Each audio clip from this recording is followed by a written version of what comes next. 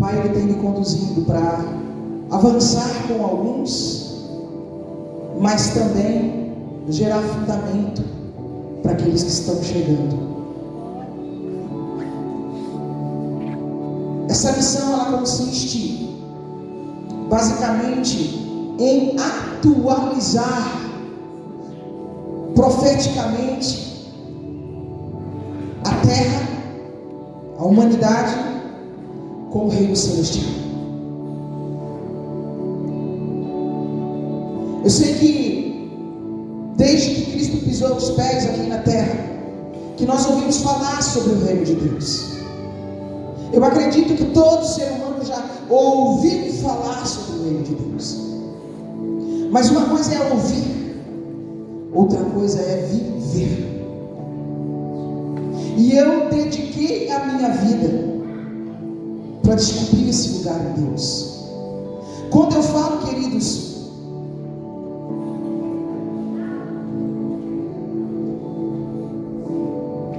quando eu digo que todos já ouviram falar, mas nem todos vivem a realidade do reino, eu não estou falando no sentido de pecado, de sujeira, porque se você crê em Cristo e você crê naquilo que o Evangelho está dizendo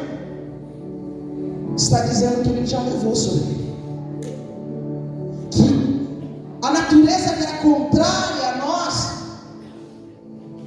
tudo isso já foi resolvido. A principal direção de João Batista, quando ele vê o Cristo de Deus, foi: eis o Cordeiro de Deus, que tira o pecado do mundo. Então, se nós cremos na palavra de um profeta, e um profeta validado pelo próprio Cristo, nós vamos acreditar na palavra do profeta e vamos acreditar também na palavra de Cristo. Eis o Cordeiro de Deus que tira o pecado do mundo. Não foi só dos evangélicos. E eu faço isso de propósito, porque eu vim para derrubar cercas, eu vim para remover cercas, eu vim para trazer unidade, eu vim para reunir o povo, eu vim para dizer que Deus já nos reconciliou com Ele.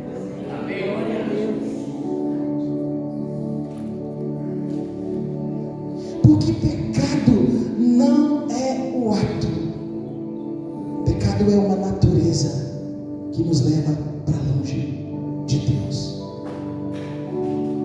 É a natureza que nasce em Adão, e dentro de uma ativação de medo, começa a levar o coletivo a se distanciar de Deus. A síndrome que mordeu, a cobra que mordeu Adão, gerou uma síndrome que pegou toda a raça. Tive medo e me escondi. Tive medo e me escondi. Mas ali já teve uma promessa: o descendente da mulher vai pisar na cabeça da serpente. Se você entender que a força do mal, porque quando fala de serpente, é energia que gera o mal. E Deus alertou a raça humana: não se alimente da ciência do bem e do mal. O que é ciência do bem e do mal? São energias duplas, são energias que se movimentam e traz dualidade. Dualidade gera batalha espiritual. Então, queridos, aquela energia que colocou medo em Adão gerou dualidade, dividiu o ser. E isso é hoje comprovado pela ciência. O hemisfério direito e esquerdo do cérebro humano se dividiu. Um lado, o cérebro intuitivo; do outro, o cérebro racional, que colide contra o intuitivo. Às vezes a intuição do Espírito vem, traz um sopro de paz, mas o raciocínio lógico começa a racionalizar.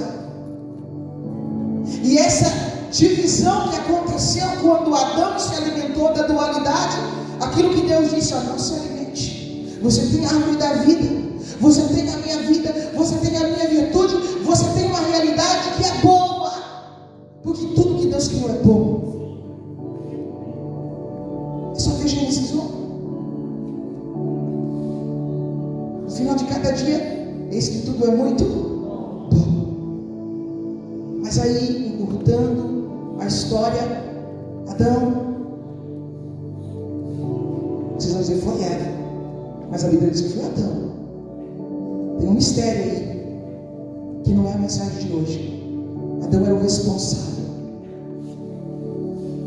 Ele se alimenta da energia do mal. Até então o mal estava ali, mas o mal era externo. Isso é chave de libertação. O mal pode estar ali, mas não precisa estar aqui. Mas a hora que ele come, quando você come, o que acontece? Vem para dentro. É por isso que Deus ele fala no profético: come esse rolo que eu estou te dando, come esse livrinho, porque comer é o ato de se alimentar fisicamente, espiritualmente. Então você percebe que a partir daquele momento, o mal que estava fora veio para dentro. E muito rapidamente, em Gênesis 6, Deus olha para a terra e vê que a intenção do coração humano havia se tornado maligna. E Deus disse: como que o meu espírito vai agir no meio disso? Retiro.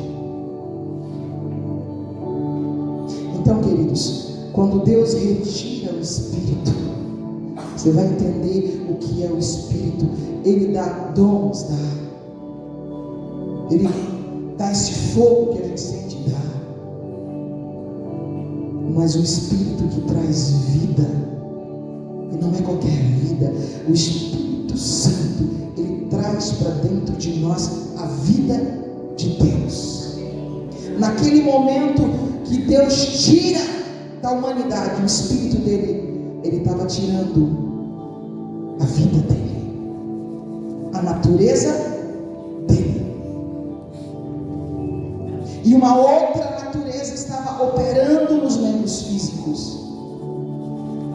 A natureza da carne, a natureza decaída, a natureza que te leva para longe de Deus. Então, queridos, quando falamos de pecado, não estamos falando do ato. O ato é a força de uma manifestação de uma natureza que se afastou de Deus.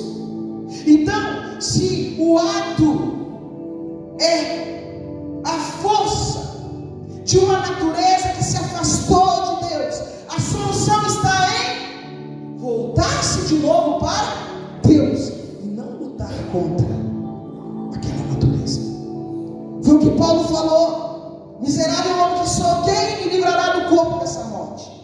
Aí ele conclui dizendo: graças a Deus por Jesus Cristo, que nos deu a vitória.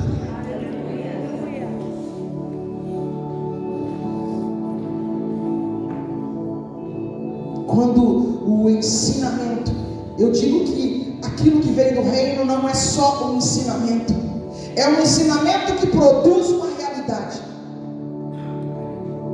Quando recebemos de volta o Espírito, recebemos de volta a vida de Deus, recebemos de volta a natureza divina.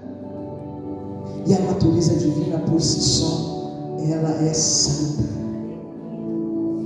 É por isso que na Bíblia, quando Paulo falava, ele dizia aos santos de Éfeso, aos santos. Ele escrevia chamando a igreja de santos. E o apóstolo Paulo também disse assim: a ninguém mais conhecer segundo a carne, mas segundo o Espírito. E quando nós conhecemos irmãos pelo Espírito, nós estamos dizendo que eles são santos. Queridos, não é lutar contra. Você sabia que no sentido espiritual, tudo que que você coloca foco, se você luta contra, você dá força àquilo que você quer vencer. Quantas pessoas que eu recebo que estão dizendo: apóstolo, mas eu jejuo, eu oro, eu choro, eu luto contra isso, mas eu não consigo. Por que não consegue? Porque está lutando da forma errada. E uma pessoa que luta assim, queridos, por mais que ele vista uma roupa de santidade, eu estou falando com propriedade.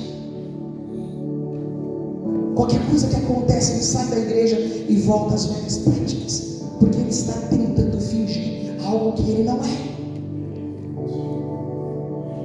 Agora, apóstolo, então como que se resolve isso dentro do Evangelho? Existe algo no Evangelho que vai fazer você nascer de novo. É o Espírito, sim, mas existe algo chamado arrependimento. O que é arrependimento?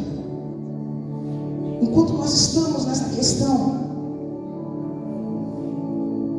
uma hora eu sinto Deus, outra hora eu não sinto Deus. Uma hora eu sinto Deus, ou às vezes sinto Deus na igreja e em casa a minha vida é um inferno. Isso é dualidade. Isso é temer a dois senhores.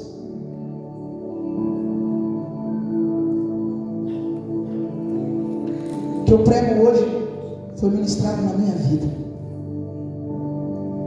Ano passado, eu vivia com essa síndrome de Adão, jogando a culpa em alguém. E qualquer coisa de errado que acontecia, eu jogava a culpa do diabo.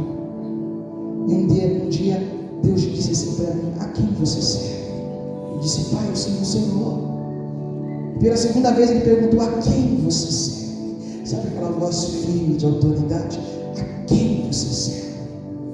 Eu disse: Pai, eu sirvo ao Senhor.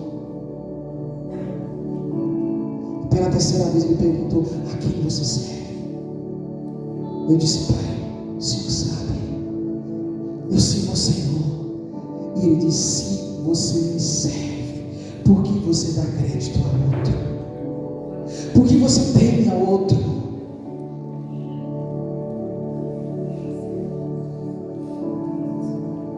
Por que você dá a autoridade que eu te dei a outro? Como, apóstolo? Cada vez que você diz que o diabo tem autoridade para fazer algo na tua vida, você está dando autoridade a ele. A autoridade que lhe foi dada por Deus.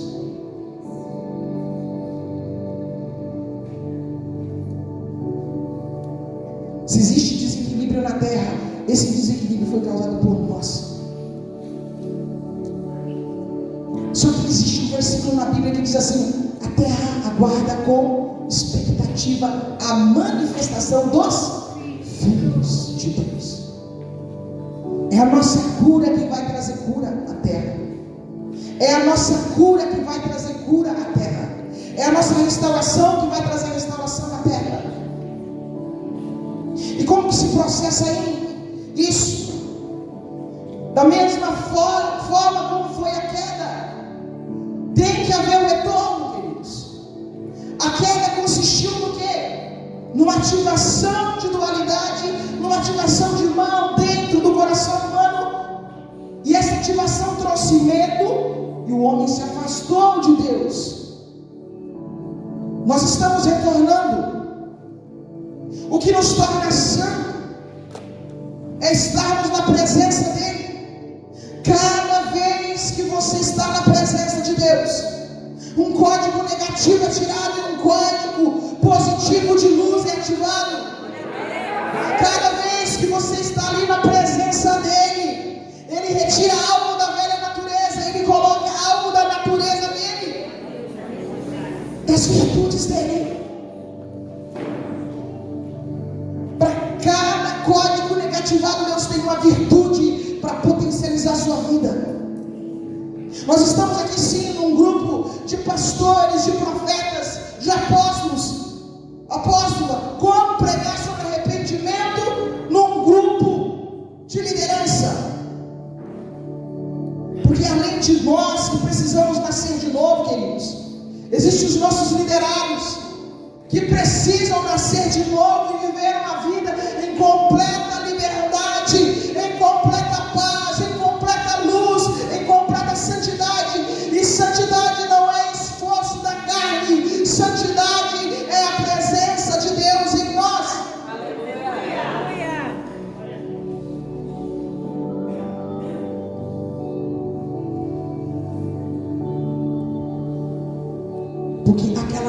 natureza que recebeu o código negativado, ela é retirada e uma nova natureza vem. O apóstolo Pedro diz que nós somos coparticipantes da natureza divina. O apóstolo Paulo diz que nós somos templo do Espírito Santo.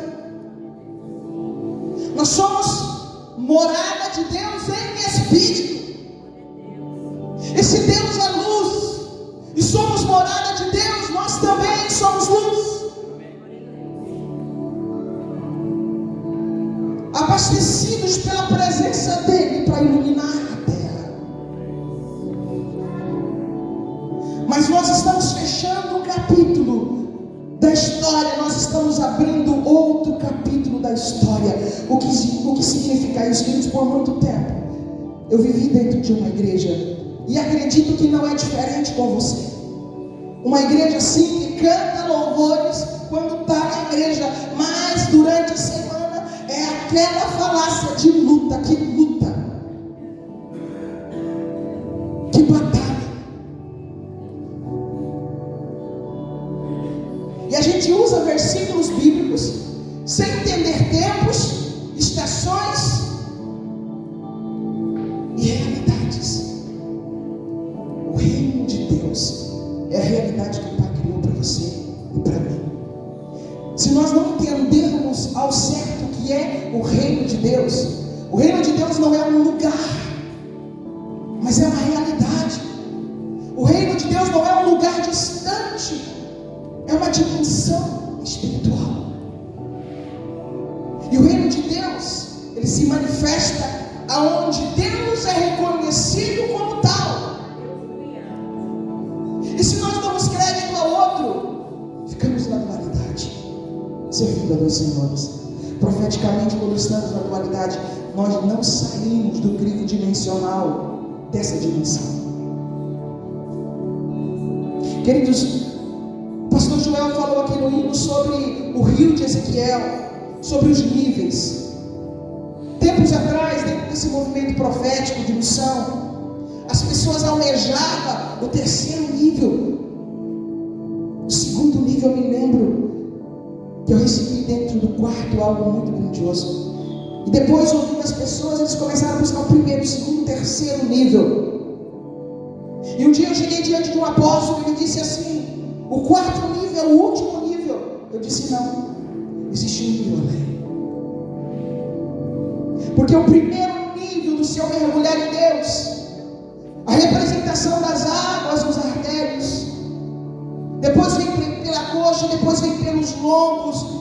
Enquanto as águas estiverem nos seus lombos, terceiro nível, você ainda tem domínio, porque os seus pés ainda estão no chão. Você ainda está no domínio. Quem está com águas pelo lombo, se quiser voltar, pode voltar? Sim ou não? Sim. Ainda tem um jeito. Você pode dar um jeitinho aqui, outro ali.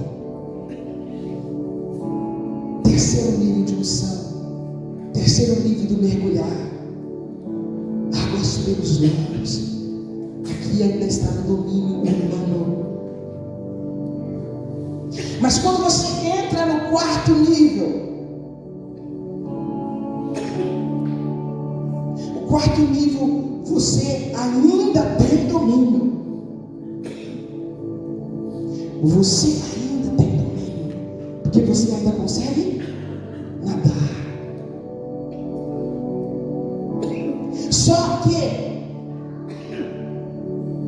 o quarto nível, como você não pode pular de nível, o quarto nível é a preparação para o que vem depois.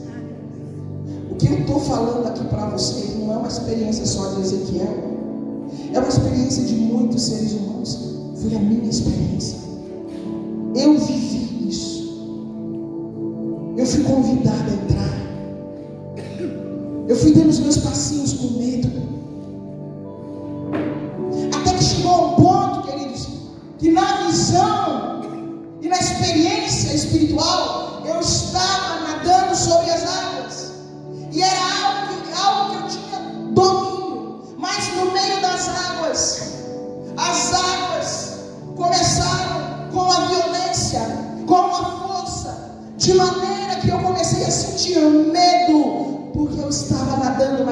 força das águas era superior à minha força. E eu queria vencer. E quanto mais eu nadava, mais forte as águas se tornavam. Voltar não dava, porque eu já estava muito longe da praia. Eu não ia dar conta de voltar. Sabe o que é o Espírito? Aqui está a chave do reino, tá, queridos?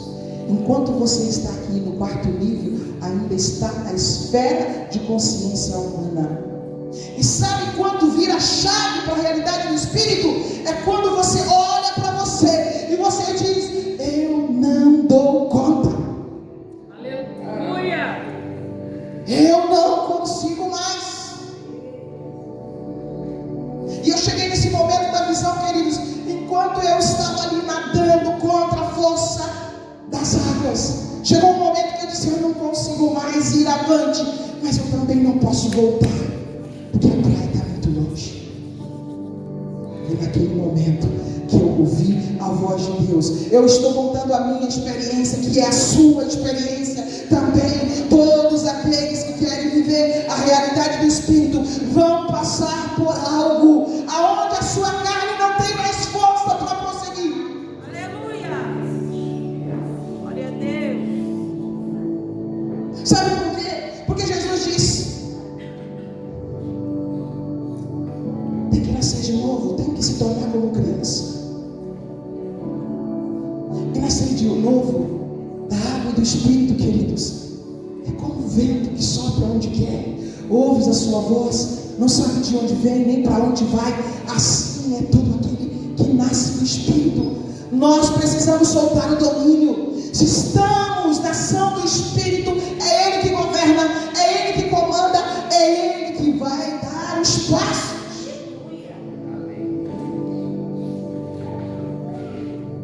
É ação do vento. Você ouve o som do vento, e você não sabe de onde está vindo nem para onde ele vai. Quando eu estava ali naquele momento de não conseguir voltar, mas também de não conseguir avançar, olha a chave. Eu não conseguia voltar, mas também não conseguia ir avante. Eu disse: pai, não dou conta. Sabe o que o Espírito falou? Solta o domínio. Solta o domínio. Solta o controle. Deixa que eu faço. Se você não dá crédito a outro, se você não domina, se você não quer o controle de tudo que acontece, eu vou governar a sua vida. Eu vou te proteger. Você não vai precisar mais ter medo do capeta, porque Deus te protege. Você não vai mais ter medo da adversidade, porque você sabe em quem você tem crido.